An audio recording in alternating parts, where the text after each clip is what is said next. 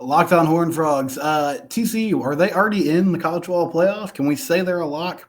We'll talk about that next. Plus, it's award season, and a lot of TCU players came away with Big 12 honors and some national honors on Wednesday. We'll discuss all that coming up on Locked on Horned Frogs.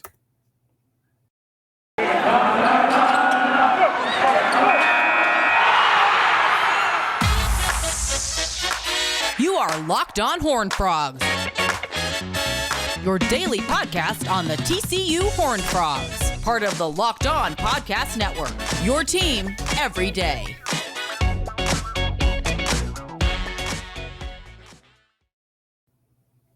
It is Locked on Horned Frogs. A couple things. So first off, I know you guys aren't super interested in my plight or my excuses, but sorry for the lack of content so far this week.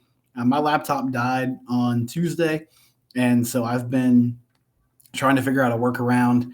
I think I have to get me through the rest of the week, and so it'll be more consistent Wednesday through Friday, or Thursday, Friday, whenever you're seeing this. Anyway, also subscribe to our YouTube channel. Thank you to those of you who have. We're up to 300 subscribers, which is awesome, and I appreciate you guys supporting what we're doing here at Locked on Horned Frogs. College football playoff rankings were released on Tuesday evening, and TCU has moved up from number 4 to number 3, following Ohio State losing to Michigan. Your top 4 now are Georgia at 1, Michigan at 2, TCU at 3, and USC sitting there at number 4. Ohio State at 5, Alabama at 6, Tennessee at 7, Penn State at 8, Clemson at 9, and then Kansas State coming in the top 10. A few interesting things about this ranking to me. Number one is K-State is now a top 10 team, which is significant because it means that there's a top 10 matchup in the Big 12 championship game. The Big 12 put this out yesterday. Only conference championship game in the country that features 2 top 10 teams. So beating Kansas State twice, you can look at it a lot of different ways, but it's all pretty much a positive for TCU if they can get it done. Obviously, they're a lock if they win anyway, but it would just be another kind of feather in the cap for their resume, getting it done against the Wildcats a second time in the season. Ohio State's now at 5. Alabama kind of lurking there at 6. And so I know the big question for a lot of Horned Frog fans is TCU already in? And I've been pleasantly surprised. The general consensus around the country lately seems to be that, they've locked up their spot. Basically, the top 4 is pretty set, barring a blowout loss by USC or a blowout loss by TCU in the conference title game. They're probably getting in. Now, obviously, you want to win on Saturday.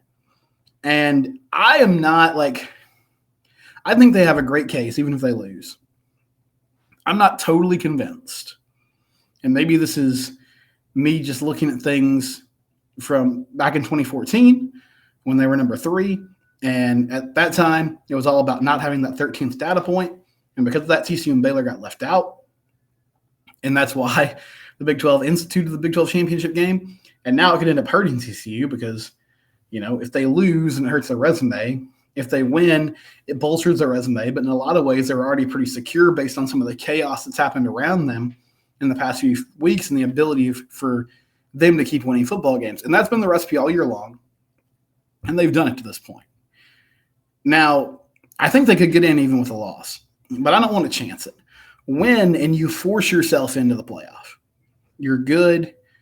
You're in there in solid standing, and you're probably sitting at 3rd unless something crazy happens between Purdue and Michigan or Georgia and LSU in the SEC title game, even though I'm not sure they would drop them down that far, even if they lost.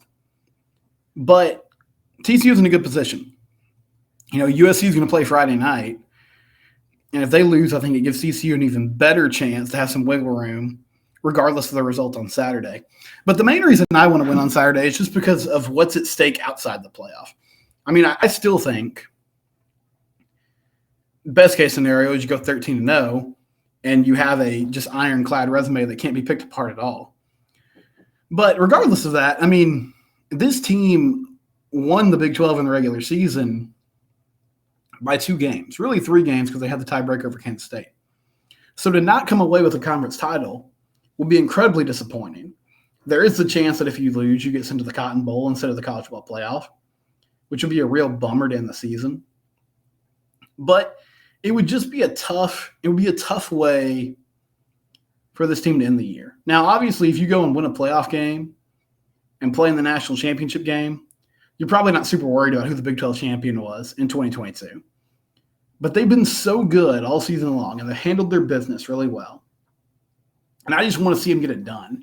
For their sake, I'd like to see them hoist a trophy, have a chance to celebrate, have a chance to kind of take a deep breath and not relax fully, but at least for 24 hours or 48 hours, just enjoy what they put together, because it's been incredibly special. I don't know what Sonny's going to do for an encore, but he has some big shoes to fill. There was a comment yesterday, and I'm sorry I don't have the YouTube video pulled up, but it was really insightful in that basically they were saying, hey, the only thing I'm really worried about right now is if Sonny Dykes were to leave. And I think he's in a really good situation at TCU. And I don't think he has eyes for anywhere right now, but these things are always fluid. But it did make me think about, man, he's got a tough act to follow. Like even if worst case scenario, you end up 12-1 and end up in the Cotton Bowl, that's still a heck of a season for year one in a new era. So big expectations. I just want to see him finish the job Saturday. And it's not even really about the playoff implications, even though I think those are still at stake. And you at least open the door to scrutiny, and you open the door to them looking at things and saying, okay, does a one-loss Ohio State, whose only loss is to Michigan, or does a two-loss Alabama deserve to be in? And that's a dangerous game to play with the committee, because we've seen how much they value brand names. Overall, though, I really like TCU's chances. And them winning the Big 12 championship game, I think it's just more about adding a trophy to the trophy case, and cosmetically, like, it just sounds better. It's a great season. It's a great way to end, the quote-unquote regular season, even though technically it's a postseason game. But the Frogs are in a great spot. And, we'll know more at about 3 p.m. on Saturday afternoon as far as what the future holds. We have some injury updates coming up. And then also I want to give you the lowdown on the Big 12 awards, on some awards that Max Duggan took home today. All that coming up next. Before we do that, though, I do want to shout out BetOnline. BetOnline is just a great service. And, they've been with us for a long time here on the Locked On Network. If you're interested in dipping your toe in the sports betting universe, or if you're already fully there, BetOnline's the place to go. And they have all sorts of information. It's not just your one-stop shop for wagering, even though that is the place to go to do it. But there's also a podcast. There's injury reports. There's advice. Everything you would need in the sports world can be found on betonline.com. Use the promo code LOCKEDON to get a sign-up bonus. It's a great time of year to be a sports fan. College football's going on. NBA, college basketball now on just about every night. TCU men play Providence on Wednesday evening. BetOnline, it's the place for your sports fan. Go there today. All right, so injury updates. Sonny Dykes had his press conference on Tuesday. He said Quentin Johnston looked the best he's looked in a few weeks. And apparently him sitting out of the Iowa State game was really just a precautionary thing. It wasn't, the fact that he couldn't go. He could have played if he had to, but they want to give him a chance to rest and recover and heal a little bit.